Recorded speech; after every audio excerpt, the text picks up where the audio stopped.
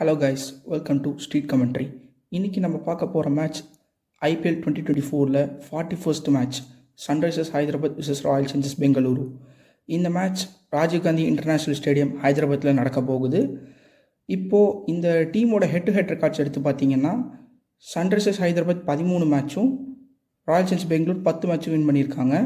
ஒரு match no result. மொத்தம் 24 match நடந்திருக்கு இந்த ரெண்டு டீமுக்கு மத்தியில். இந்த பிட்ச் பற்றி பார்த்தீங்கன்னா இது மோஸ்ட்லி இந்த பிச்சில் வந்து ஸ்பின்னர்ஸ்க்கு அசிஸ்டண்ட் அதிகமாக இருக்கும். பவர் பிளேயில் வந்து சீமர்ஸ்க்கு கொஞ்சம் சீன் கிடைக்கும்.